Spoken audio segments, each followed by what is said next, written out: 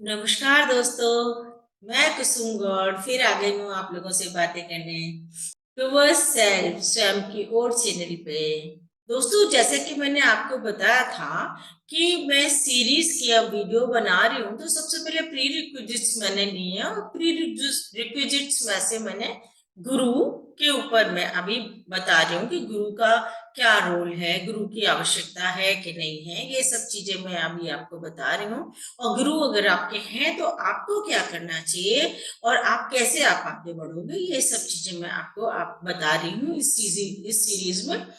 इसी सीरीज में आज मैं आपको बताना चाहती हूँ कि गुरु एक ही होने चाहिए या हम गुरु अनेक भी हो सकते हैं।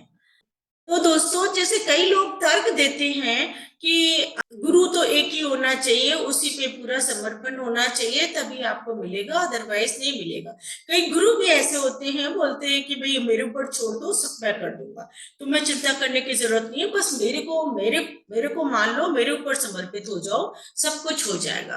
तो दोस्तों, मैं यहाँ पे ये कहना चाहूंगी कि आप, जैसे मैंने पिछले वीडियो में आपको बताया था, जो आध्यात्मिक यात्रा में चलने के लिए जो डिफरेंट स्टेप्स है ना, वो आपके पूरे होने चाहिए। तो जैसे मैंने आपको ये सारी प्रक्रियाएं बताई थी, आपको मोटिवेशन से लेके और सर्टेन क्रिटिकल स्टेज तक जो स्टेप्स मैंने आपको बताए थे, तो मेन चीज है कि वो स्टेप पार होने चाहिए। और रही बात ये कि गुरु एक हो, उन्हीं पे पूरी श्रद्धा रखे, उन्हीं पे ही करो, या दूसरे भी बना लो, बना सकते हैं हम। तो वो मैं अभी आपको बताती हूँ। जैसे कि देखिए, अगर संसारिक विद्या भी हम अगर लेते हैं, अगर हमारे गुरु ऐसे हैं कि जो प्रोफेशनल डिग्री वाले हैं और हमको हमको आ आ इ ई से वही पढ़ा रहे हैं, वो पढ़ा सकते हैं, वो पढ़ा रहे हैं, तो हमको जिस प्रोफेशन में वो है, से फॉर वो मेडिकल प्रोफेशन में है, अभी है जहां मेरी जाने की इच्छा है, वो पढ़े हुए हैं, तो वो मेरे को ई से लेके वहां तक गाइड कर सकते होते हैं। और अगर उनका है, वो है कि प्राइमरी के टीचर हैं, तो मेरे को फिर सेकेंडरी के टीचर अलग उनसे पढ़ना पड़ेगा, फिर मेरे को ग्रेजुएशन के टीचर अलग होंगे। तो ये डिपेंड करता है कि आप जिनके पास हो वो आपको कितना गाइड कर सकते हैं। मेन चीज है कि वो गाइड होनी बहुत जरूरी है। जैसे मैंने एक एक और अब इसके लिए जो जो लोग कहते हैं कि भाई एक ही गुरु होने चाहिए, एक ही के प्रति श्रद्धा होनी चाहिए।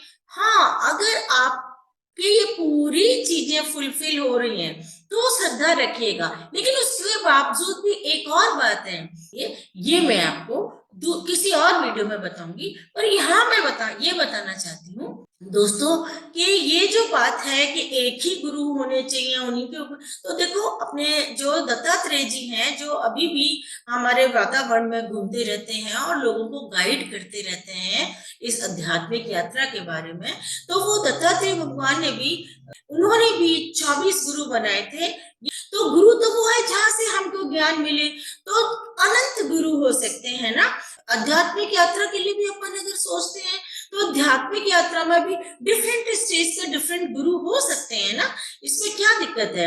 अगर अगर आपके गुरु ऐसे हैं जो आपको सब स्टेजेस पार करा सकते हैं, आपको ये अनुभव होने ही चाहिए। अगर आपको आगे की स्टेजेस की अनुभव नहीं है, तो भाई आपको बनाने ही पड़ेंगे ना दूसरे गुरु, या आपको मतलब आगे चलना ही पड़ेगा ना।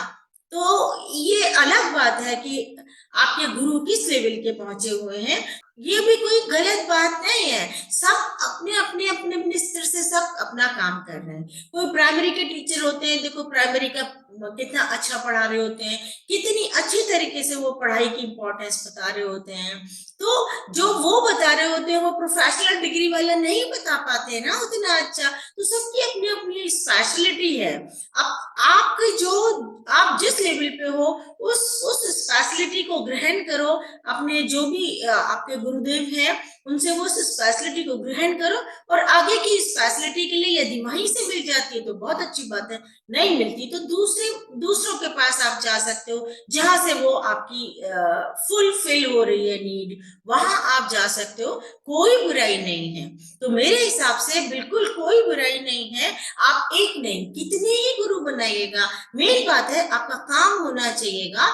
और अल्टीमेटली तो श्रद्धा उसी पे ही रखनी होती है। अल्टीमेटली श्रद्धा किसी शरीर पे थोड़ी ना रखनी होती कि गुरु का शरीर जो है उसी पे श्रद्धा रखनी होती है। अल्टीमेटली तो गुरु का तत्व है जो ज्ञान देता है।